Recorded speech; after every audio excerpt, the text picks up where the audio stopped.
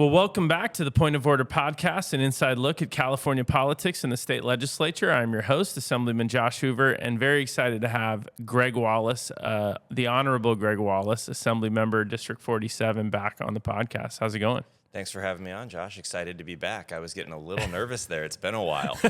It's like, I don't know, maybe you fell off. You fell off the list. I mean, I think last time I showed up with glitter on my face, and I was wondering if that was the problem. I don't know. I mean, that was a little weird, and we had to take that into consideration on rescheduling you. But well, thanks for having me back. Yeah, man. No, glad to have you back on. Obviously, lots to talk about right now. Honestly, really busy time in the legislature right now. I think before we dive into all that, couple little things. I think, first of all, spring training started over the weekend. Very exciting. So my question for you is, do you think the Dodgers are going to be any good this year? 3-peat, baby. We're going to run it back. Yeah, they look pretty good. Not that spring training's a huge indication. Dude, they're going to be so good. It's ridiculous. I know. How are the Giants looking?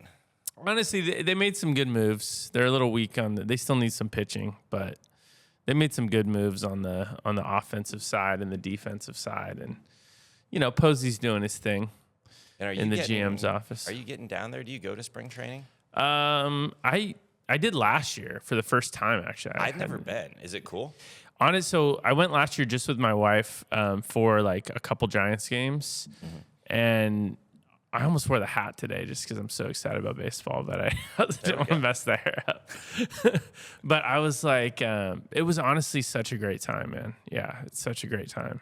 And we just everyone, it's just such a cool place. Scottsdale's fun. Scottsdale's great. I was out there for the Waste Management Open a couple weeks back, so enjoy Scottsdale. How was that, man? It was a blast. It was crazy. It was like a frat party on a golf course is how you would describe it. But that's hilarious. Kind of first time really getting to go do that and check out 16, and it was an experience. You got to do that if you haven't. Yeah, Scottsdale, I mean, I was really impressed. It's small but fun, and there's Waymos everywhere, and you can just, I don't know, I'm pretty into it. There were a lot of Waymos. Actually, I didn't notice that until you said it, but yeah, you're right. That's all we rode down there. We were just always in the Waymos.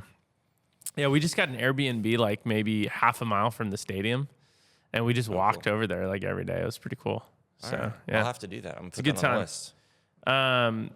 The other question I had for you is the bill deadline was it Friday? So, and this is gonna be releasing on a Wednesday, but Chris McCaley put out his little tweet he always updates the world on the bill deadline. So just shy of 1,800 bills introduced, which is 500 fewer than last year.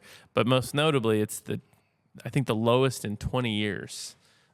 Bills that we've seen introduced in the legislature, which I'm kind of excited about. That's kind of cool. So were you getting? I mean, you mentioned bill introduction deadline was last week. Was your phone blowing up about hey, can you carry this bill? Yeah, I mean, we had a lot of that right in the final week. Like the last girl getting invited to the prom or something. Well, what right? Yeah, it's I guess we'll call Wallis or Hoover. They've got to have some space left because exactly. It's yeah, I mean, there was some of that. I mean, I also introduced too many bills not too many, but I introduced more in my first year so I had fewer left this year. So I just didn't have a lot of space this year anyway. Yeah, we had the same. I mean, I think I was sort of curious to see if limiting our bills was going to have an impact, and clearly it has. It did. It didn't in the first year, but I think second year it's definitely coming into play for sure. So, yeah, legislature went down from 50, which was just way too many. I think that was crazy, down to 35 this 2-year session. So what are some of the things you're working on? How you feeling about your bill package? And I'm excited about my bill package. We've got some interesting ideas. One of them's gotten a little press already. Was AB 2063, I think's the number on it. Basically, what we're trying to do here is make public the support and opposition letters that come in on pieces of legislation. I've been a staffer for a long time.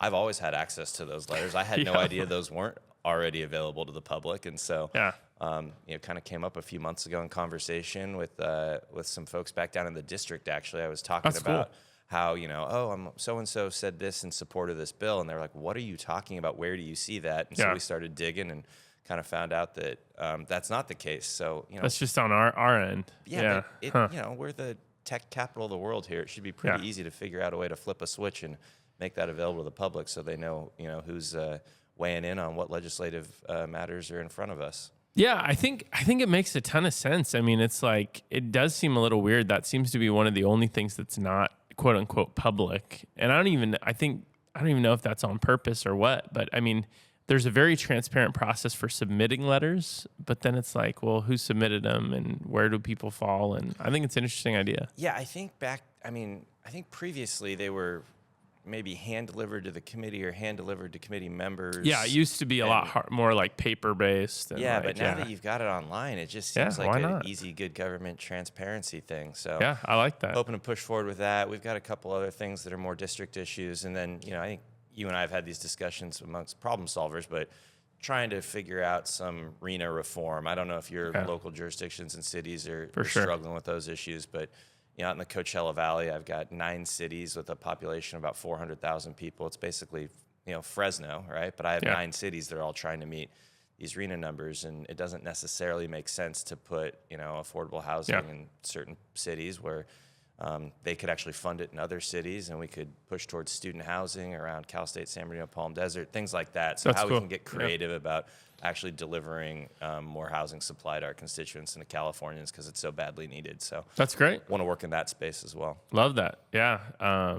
Sounds like you got some good stuff going on. We've got, I'm actually announcing a bill today after this podcast probably on the Capitol Annex, my favorite topic. Oh, yeah.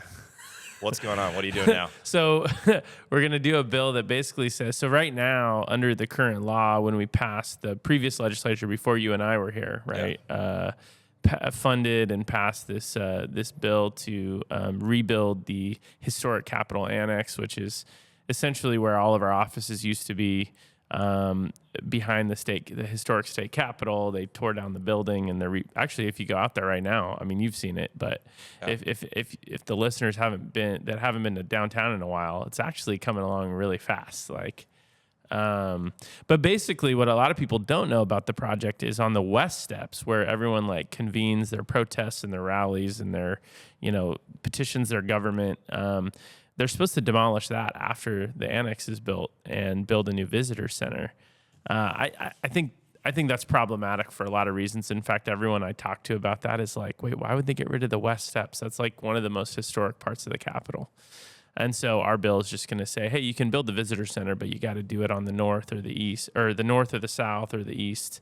You can't do it on the west. So all right. So it really is about preserving the west steps and not squashing the visitor center.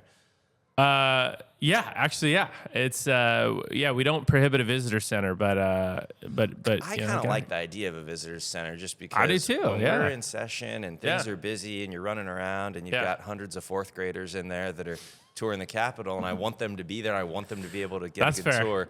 And I also try not to run them over when I'm trying to get from committee to committee. So I think it's fair. I mean, I'm not opposed to a visitor center as a concept, but I think we can do it without compromising, one of the more historic parts of the Capitol, and I actually was in Boise's Capitol recently because I was out there for something, and they have a little visitor center type thing. Okay, cool. Their Capitol is pretty cool, but it's so weird because it's just, you just walk in. There's no metal detectors. There's no security guards. There's no law enforcement. I mean, there are, but not visible, Interesting. And you just walk in. It was bizarre. I just walked in and walked around for a minute, but they have a cool little visitor space with all the different, you go around the circle and learn about all the history of Boise and stuff. It's pretty cool. So nice.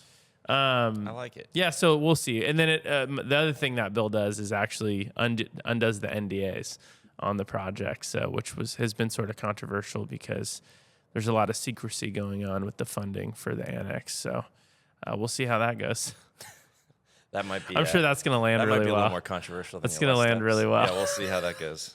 But I like it. I mean, more transparency is better. It's kind of in line with what we're talking about with support and opposition letters. Let's let the public know what's going on with their government. Exactly. More transparency. By the way, this is episode 80. I don't know if you're that's on a big deal. That's a pretty big deal. I meant to mention that up front. So it's pretty exciting. Congratulations. They haven't canceled you yet. They haven't canceled it, I guess. Yeah. They're still allowing me to post it on Spotify and Apple. So let's jump into stories of the week. So I got a bunch of stuff here for you. Honestly, it's been a crazy week. First and foremost, I just want to mention,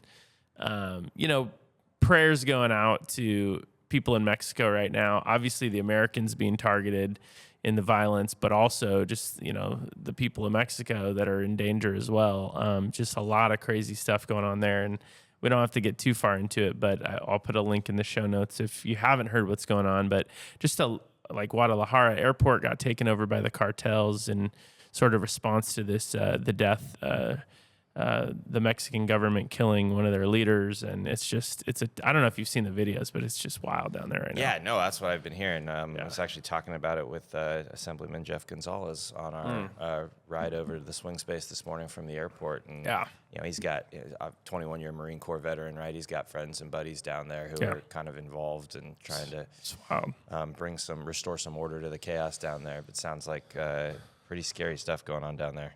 Yeah, I mean, Guadalajara Airport, Puerto Vallarta is like totally like on fire.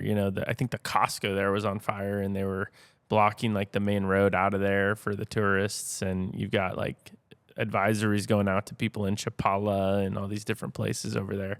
It's crazy. I've actually spent a lot of time in those areas because I still have family there. So it's just really concerning, man. And that's also a place where a lot of Americans go to retire too, or vacation, obviously. So, there's a lot of different, obviously risks going on with that, but, so hoping for the best there. Another, I guess, really sad story that was the avalanche in Truckee. Yeah, that was tragic. Just devastating. 9 people, I think, now confirmed dead, and the 8 women on the ski trip, just really sad stuff. So yeah, some pretty crazy stories going on this week. You're choosing to highlight some of the downers here. How about we talk about, did you catch that USA-Canada gold medal hockey game? Is that on here? You know what? It is. I was supposed to, that's so funny. The document has it in the wrong spot, but I was going to play that from the top. You should. And I forgot. It got moved down. That's how we should start. Yeah, okay, you're right. Let's switch the mood up. Clip of the week. Okay, now let me preface this by saying there was another clip in the week for the running of clip of the week, which was Jennifer Siebel-Newsom's comments at the press conference, and we'll talk about that. But I think it got beat by this clip, which I think just takes the cake. If anyone that watched the game on Sunday or didn't watch the game, this is what happened. It's pretty amazing. That was fun to watch. I don't know if you got up and were watching that in real time. My iPad is not listening to me today. I watched it after the fact. I didn't get up. Well, actually, I was up, but I was at a volleyball tournament with my daughter. Oh, there you so go. I was like, but yeah, did you watch it live or? I didn't tune in until about the third period there. But, I guess that was the right time to tune in. Dude, unbelievable. Pretty exciting stuff. I mean, that Canada coach looks so pissed. Well, it just felt like they had so many opportunities, too. I mean, U.S.'s goalie was just insane. Yeah. And then did you see he has a largemouth bass on the side of his mask there? It's pretty awesome. I got to get one of those.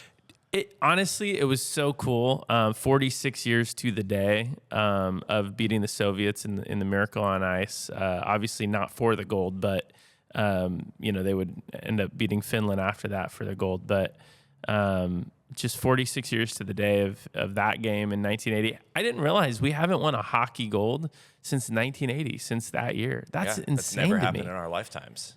Yeah, exactly. Way to call us out. But yeah, I mean, isn't that insane?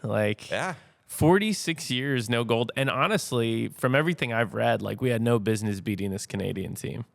That's what I heard. They were just a lot better. I mean, I don't know. I haven't been following hockey a lot recently. I grew up a San Jose Sharks fan. Yeah, I like the Sharks. But we've got a minor league hockey team down in my district now, and so the Firebirds. Oh yeah, the Coachella Valley Firebirds. Yeah, you've heard of them. I've heard of them, man. Everyone's heard of them. I've been into minor league hockey recently, so yeah, I like it, man. But yeah, that's what people are saying. But what a big win. I mean, how angry is Canada right now? Right? So I saw this tweet that said, it was sort of obviously a joke, but it was Man, Canada could have been gold medal winners if they would have just become the 51st state. Sad. Oh man, I don't want to get into that, but I know. I mean, you look at the World Series, the Dodgers winning in 7. Yeah. I mean, Canada is just Toronto loses. I was rooting for Toronto too. I'm sure you were. And but then like the women's hockey team beat Canada in the gold medal match, and the men's hockey team. I mean, that's brutal. Yeah. So Canada's not too happy with us today. They looked legitimately like upset when they lost that game. I mean, pretty exciting Winter Olympics for Team USA. Very exciting. Did you watch a lot of it, or did you sort of like see I kind of was bits wondering, and pieces? At what age in life you know you're getting a little bit older, and apparently it's however old I am now, because I was really getting into curling. I was really finding that interesting. I watched that bronze medal game, that bronze medal curling game with the women, U.S. Yeah. My favorite was watching my friends post videos with their kids on Instagram and whatnot of their little. What are those vacuums? The little circular vacuums that drive themselves? Yes, I saw that video with the Roomba. They do the Roomba. Dude, that was my wife sent me that, and I was like, man, I gotta try this because I've got one of those. So many people were doing it; it was hilarious. That's awesome, dude. I'm gonna have to try that. Yeah, I just loved I was just so excited to for America, man. Like when the guy that scored the goal that has no teeth now because Canada knocked his teeth out. Oh yeah. And he afterwards he's just like, man, I just love America, and it was so awesome, man. It just felt it just felt right. Did he give a shout? He gave a shout out to U.S. dentists or something, right? I don't remember. Yeah, I didn't watch the full thing. He's in good hands. I'm sure someone's gonna take care of his teeth. I think he'll be just fine. Yeah. So that was pretty cool. But yeah, thanks for reminding me of that, because that was honestly highlight of the weekend. A lot of stuff going on. Spring training, obviously, Olympics finished up, and then golf was going on. I mean, there's a lot going on this weekend. But yeah, the Olympics just overall, man, I think we won 12 gold medals.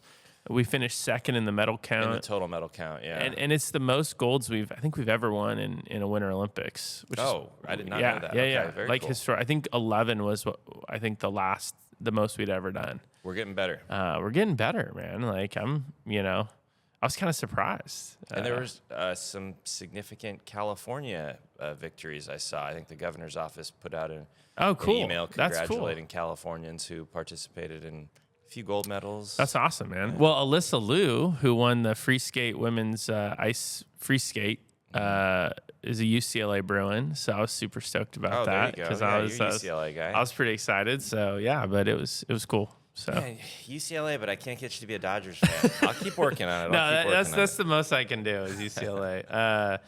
All right, so getting back to the stories, though, we have, there's a big bill passed last week. Governor signed, I think over the weekend, California lending $590 million to keep Bay Area rapid transit running. What are your thoughts on that one? I don't even remember. Yeah, I mean, I obviously was opposed to the bill and voted against it. I think, and I appreciate how important BART is growing up in the Silicon Valley Bay Area. We took BART going to Raiders games and things like that as a kid. But, when we have these sort of bailouts and we do them without the structural reform that got us into the position where we needed a bailout, how do we expect to not be in this boat? It's just a check and not the accountability, right? Yeah, exactly. I mean, we talk about student loan forgiveness, and there's so many issues where we just say, hey, let's throw some money at it and hope it goes away. Well, we got here because there was reform that was necessary, and if we don't put that reform in place first, how do we expect taxpayers to ever get off the hook of bailing out these failing programs? Now, I think public transit's important, especially in the Silicon Valley. I think the BART system's a great resource for for that area. So we got to figure out how to keep that sustainable and working long term. But was this the appropriate $600 million? That's a lot of money. And honestly, not just the accountability, but the real question of how do they pay back this loan? Is this? I mean, if you need $600 million, I mean, I think it's any bank would ask you how are you going to pay this back? Well, if you don't have the ridership numbers, if you don't have the infrastructure to actually make this money back, I mean, it's I think we're going to be back in a few years to forgive this thing.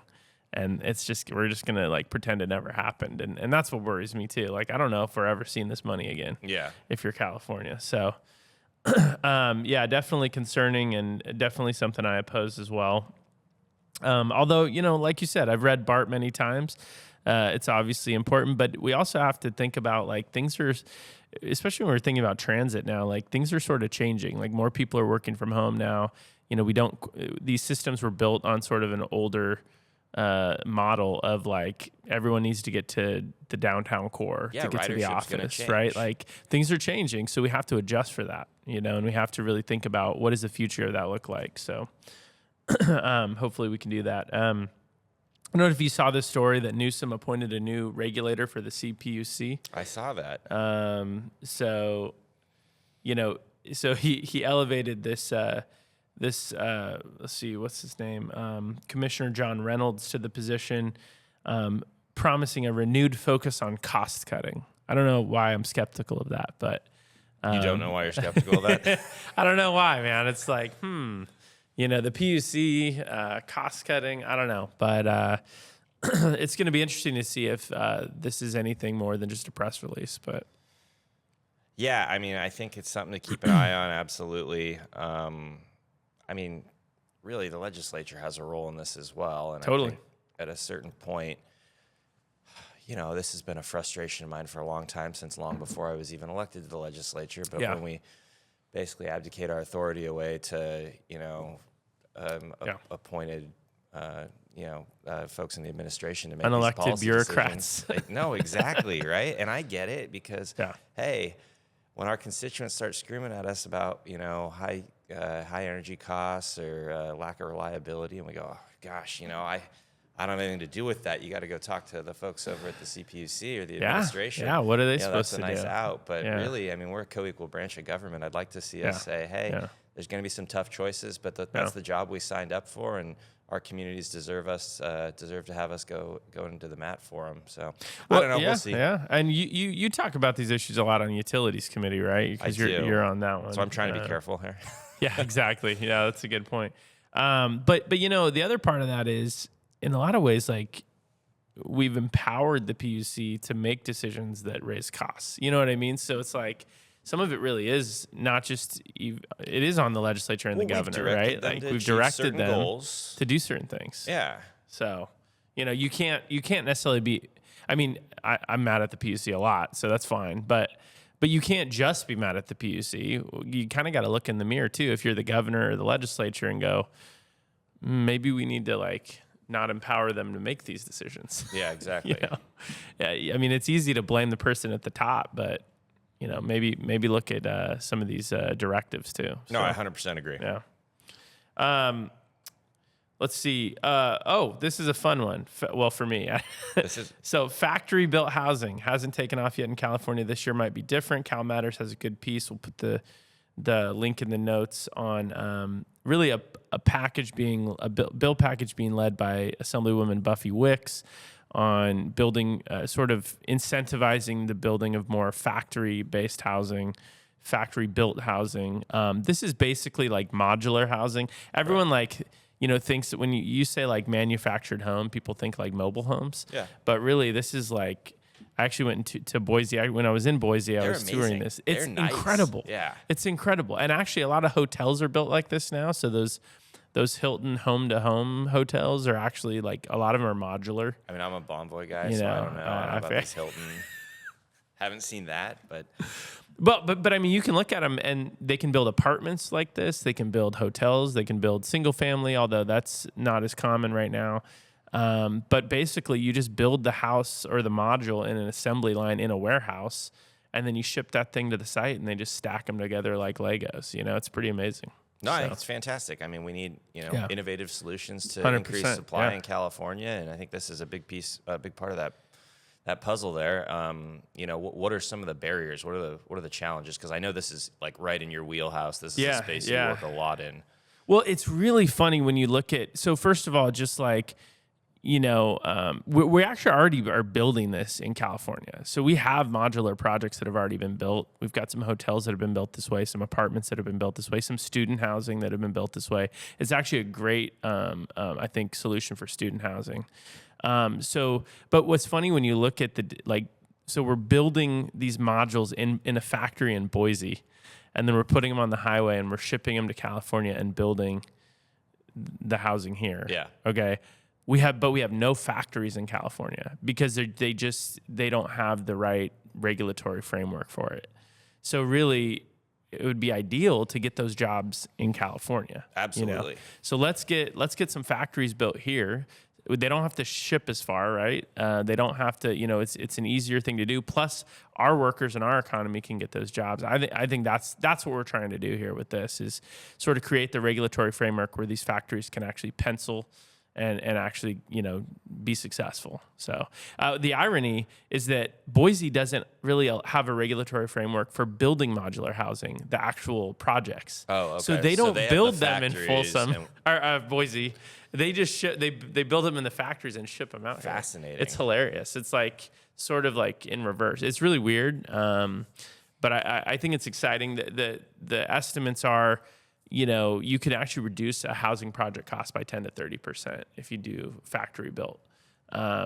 So I mean that's a big deal. That's a big deal for consumers and anyone that's trying to get into housing and afford housing. That's the number one thing I hear from constituents. I imagine you're probably pretty similar, but it's housing costs. And my area out there in the Coachella Valley is the sort of the population center of my district, but the west side of my district, Banning, Beaumont, Calamasa, Yucaipa, it's one of the fastest growing areas in the state. And even still, you're seeing people priced out and costs go up to where they have to get out to Arizona and Nevada and Tennessee. And no knock on those states, but man, like I wouldn't want to leave California, and it's just because it's because of these challenges of the cost. So if we can crack that nut, man, I'm all in. Oh yeah, for sure. I mean, that is, I think, the biggest reason people are leaving California. I mean, there's obviously others too, but we got to figure the housing and energy thing costs. out. Those two things. I mean, and you think about it, like, I mean, what was it? I saw the other day.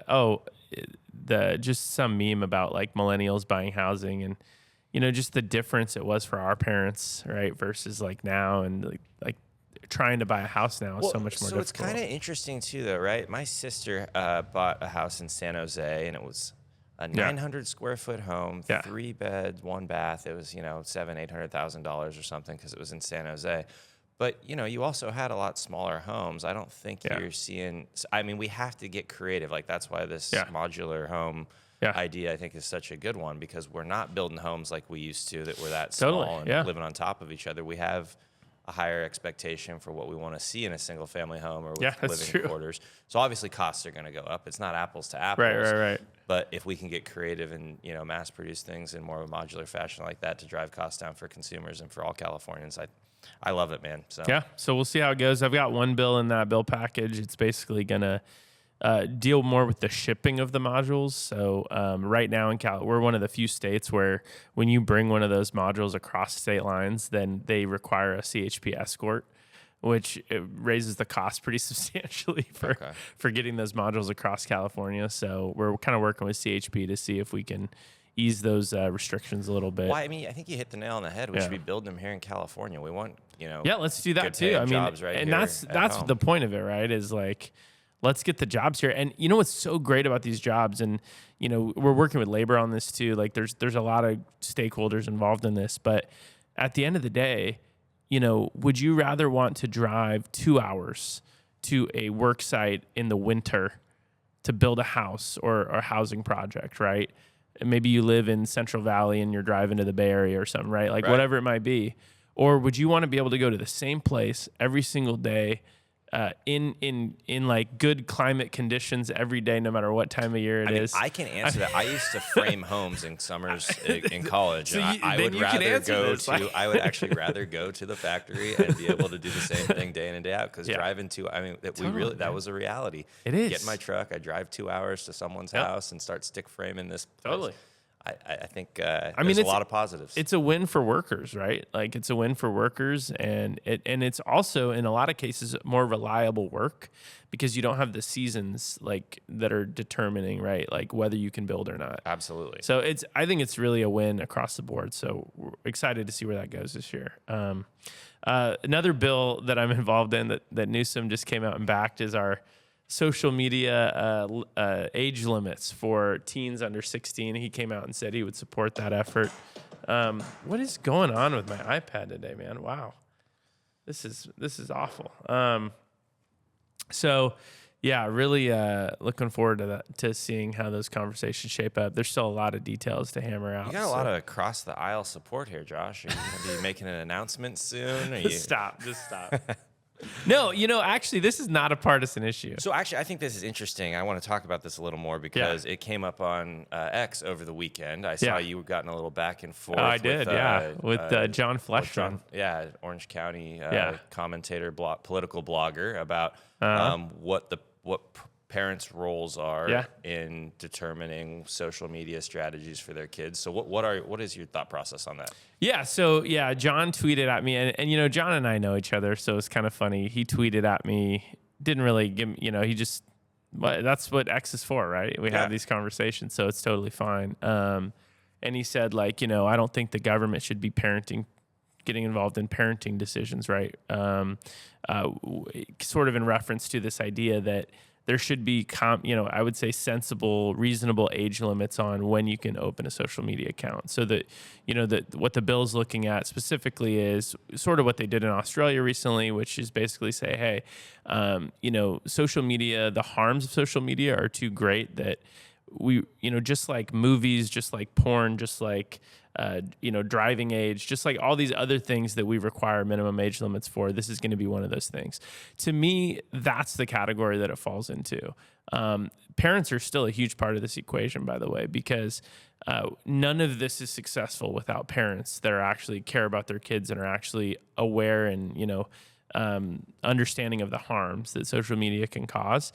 And I think a lot of parents are waking up to those dangers. But for so many parents right now, they didn't even know about the dangers or know that this was a thing. I mean, most parents of kids that are this age, social media didn't even come along until after they were adults, right? Oh, you had a MySpace, Josh. Don't lie to me. I did have a MySpace, actually. You totally look like a guy who'd have a MySpace. I did, man. I did, did, 100%. I don't know what I'm giving you a hard time for. MySpace was actually pretty fun. I know. We got to rank our friends. You'd have your top 8 or whatever it was. Great, Yeah. You had a profile song in the background. The songs were my favorite part. I like actually. The songs too. That was my favorite part. Yeah.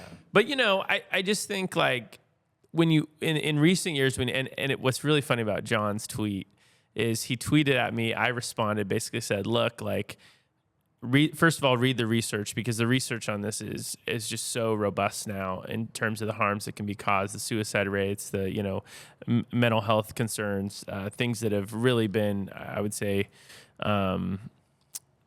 impacted by the growth in social media use. But, I really think that it falls into that category of, we have sensible age limits on a lot of different things, and this, tobacco is another good example, right? You can't smoke until you're 18. I think this is just another one of those things that in 20 years we're going to look back and go, we're really glad we did that, because.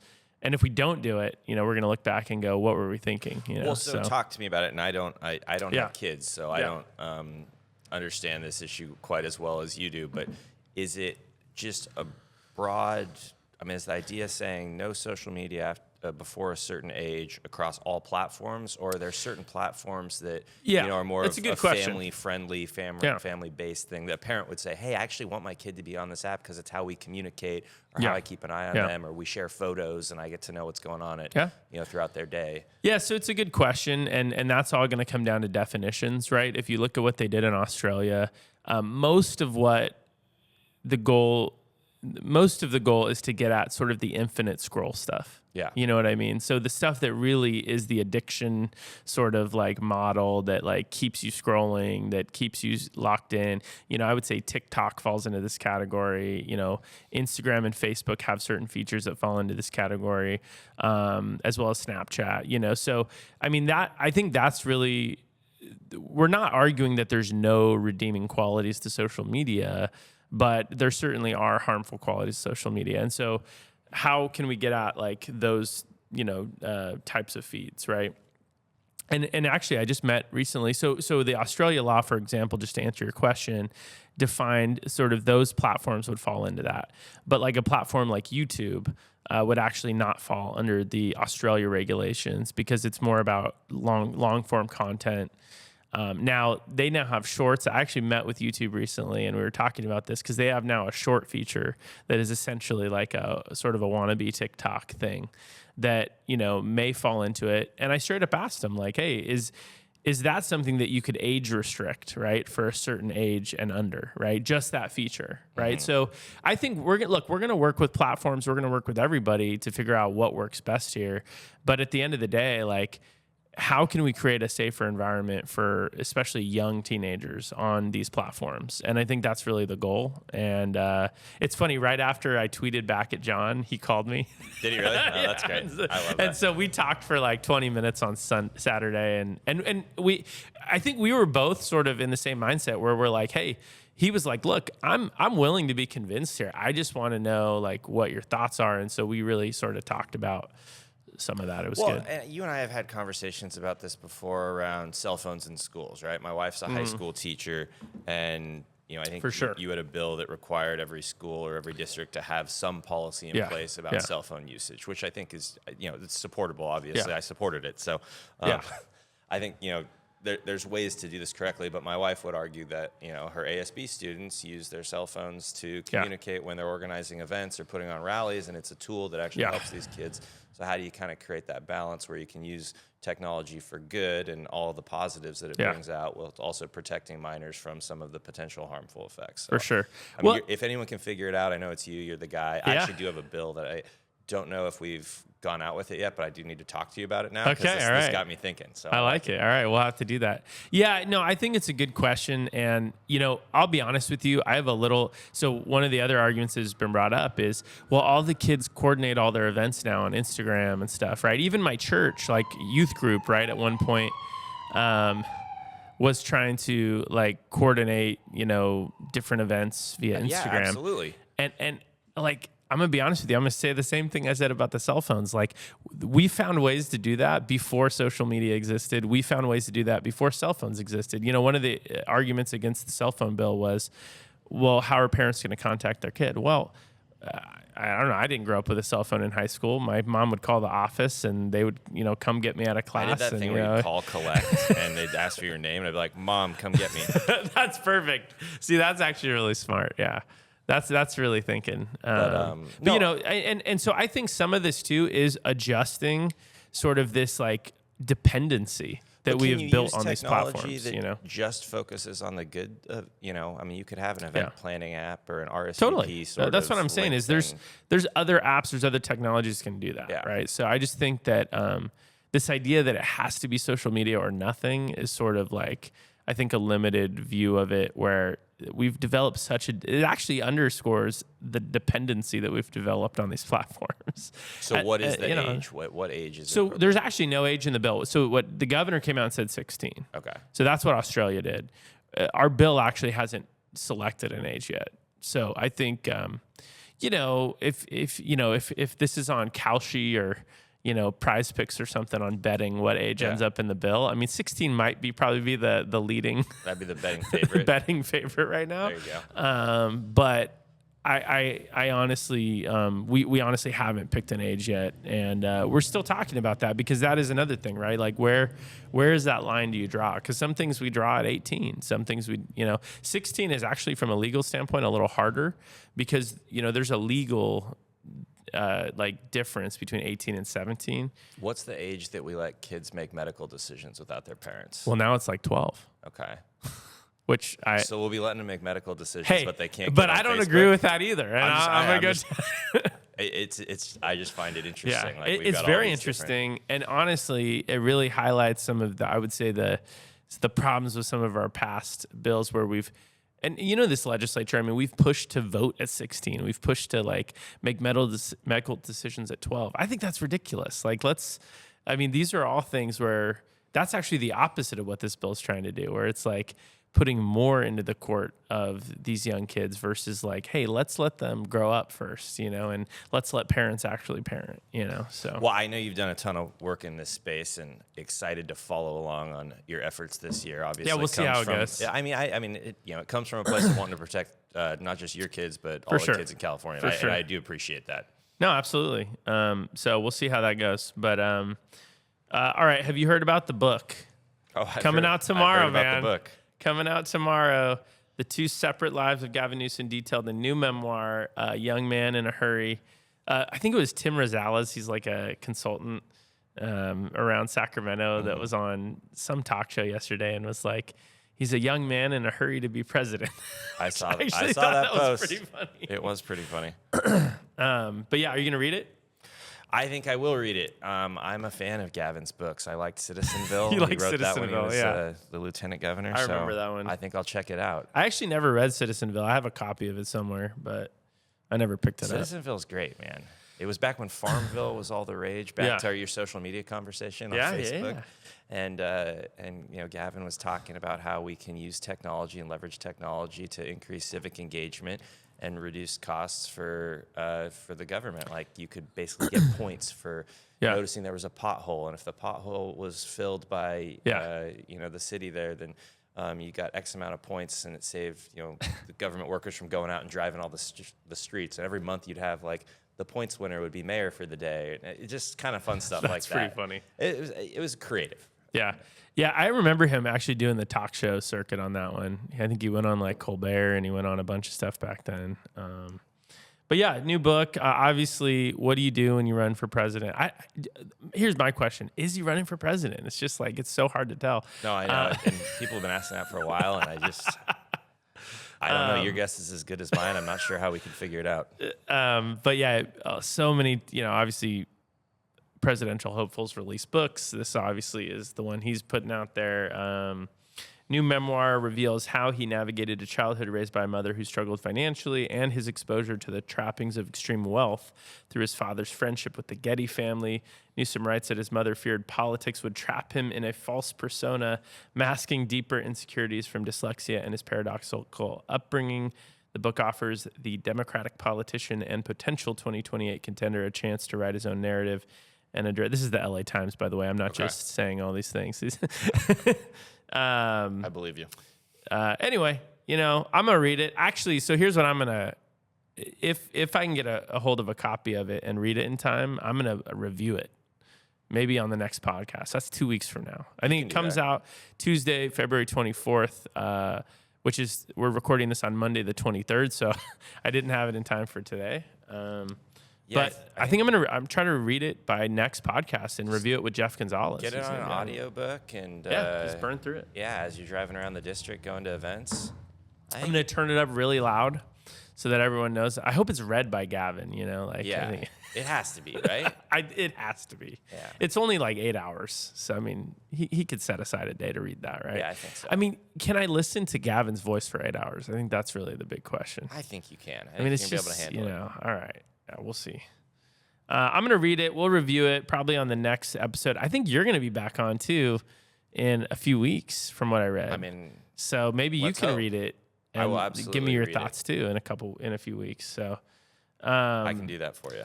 But speaking of the Newsoms, so that's to come. But speaking of the Newsoms, Jennifer Siebel-Newsom, I'm not going to play the clip because we played the gold medal clip and it was better. But sort of, they had this press conference with Planned Parenthood. And I mean, look, the governor was there. The governor's basically about to run for president. He's the governor of the state. There's 1,000 different issues being thrown at him every day. So the media is going to ask some questions about other stuff, right? And she sort of scolded him for that and was not too happy they weren't focused on the issues they were there for. But I don't know if you saw it and what your reaction was. No, I did. I saw it. I don't know. I kind of get both sides of it. I mean, obviously, the press is completely in the right there. They have the ability to ask questions about whatever they want when you're holding a press conference. I do think, and it's, being the first partner of a state as large as California is different scrutiny than what our spouses and families go through. But I understand the frustration of your partner. My wife gets frustrated all the time during campaign season or when something's going on with a bill and it's not the way that she thinks it should be going. And so I also think it's kind of endearing to see her, care deeply about her partner and about the issue that she wants to talk about and thinks is so important. So, I mean, she's not a politician. She's married to one, and so I give her a little bit of leeway grace there. on that, I guess. Yeah. No, I hear you. I think it was just sort of an unforced error a little bit. But I mean, It is what it is. I think it'll be interesting to see. I mean, obviously, Ashley Zavala started tweeting about it, and I think the media, in large part, has come down not on her side there, right? No, like course, where it's like, There's no way we can ask whatever we want to ask, and that's sort of our job. And I just find it ironic, right? Because there's, an administration in the White House that's been so critical of the press, and then everyone's always attacking that, sort of setup. But then, like, this is sort of the same thing, right? So exactly. You're like, it's like, hey, our media, like, whether you agree with them, don't agree with them, like them, don't like them, that's part of our system, right? Like, we got to have a free press. They got to hold us accountable 100%. And some of them do a better job than others. But at the end of the day, they got to be able to ask the governor whatever they want, So no, I 100% agree. I just feel like, not being elected and in the spotlight all the time, you got to give people grace, and I don't think it was intentional. I hear you. Yeah, no, for sure. All right, so should we do some satirical headlines before we let you go? Yeah, let's do it. What do you got? I don't know. I just open them. I don't look at them until I get here. So we just sort of see. Okay, this is a good one for me because I am a dad, but dad enters crossword era. I like that. Like, are you in that era? I'm not in that era. I feel like you're a Wordle type of guy. I'm more into Wordle. I can see. I don't do it every day, but I enjoy a good Wordle. I also enjoy Sudoku. I'm pretty into Sudoku. Yeah, I like the Sudoku. I feel like it's better for, like, I don't know. I just like the. So you're not quite in your crossword. I'm not in the crossword era yet. Okay. I'm You'll still. get there. This guy's got gray hair. I don't think I'm quite there yet. So maybe in a few years. Yeah, I'll try the crosswords out. We'll get Scrabble set up and play that at caucus lunch. Hey, let's do it. Let's see what else we got here. Oh, this is good. Olympic curlers give final salute as they are lowered into carbon freezing chamber until next Winter Games. This is pretty awesome. U.S. hockey team melts down gold medals to replace missing teeth. That's pretty good. That's a good one, man. That's a good idea. There's a lot of Olympic ones, which I really like.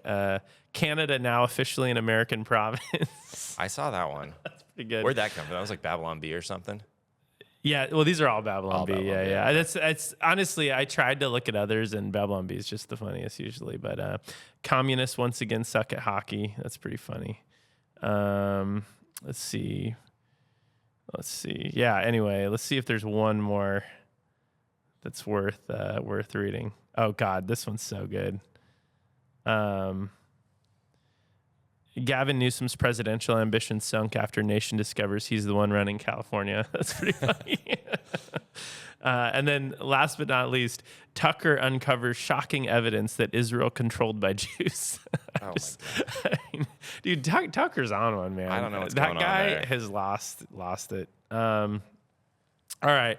So any final thoughts before we let you go? As always, appreciate having you back on. It's always fun. But yeah, any final thoughts? Any other things you wanted to talk about? No, I think we covered it. I mean, exciting time in the legislature. It does feel, I will say, this year feels like it's a little bit slower than last year was, and thank goodness for that because it felt like a whirlwind over the last year. But I'm really excited about limiting the number of bills we have, and I think that we can continue to make better decisions when we have more time to narrow in on these bills that really matter rather than just kind of the rapid fire approach. It's felt, or at least from my perspective, my first 3 years in the legislature. Oh yeah, it's been wild. I mean, just way too many bills, I think, and maybe fewer bad bills too. That'd be nice. Yeah. So I'm excited about that to see how it. Maybe even less time in the Capitol for us. I mean, I don't mind being there, but it's just like we spend so much time sitting. Quality over for quantity. bills. On the ledge side, I think is important. 100%. So. Well, it's good having you back on. We will. I think I got Jeff Gonzalez coming on next podcast in a couple weeks, and he was on last week, and then I think you're coming back. Good. So I think you're like a month out. So read that book. I will read the book. And we'll talk about it when you come back. If you guys have ideas for the show, you can email pointoforderpod@gmail.com. Watch and subscribe on socials at pointoforderpod, and follow myself on X at Joshua_Hoover. What's your X? It's like ASM Wallis, WALLIS. All right, cool. ASM WALLIS. So follow Wallis as well. Look forward to having you back in a few weeks. And I know it's spelled weird. I didn't get to pick it. I mean, I don't know, man. But thanks for all having good. me, Josh. Absolutely. Always a good time being on the pod. See you in a few weeks.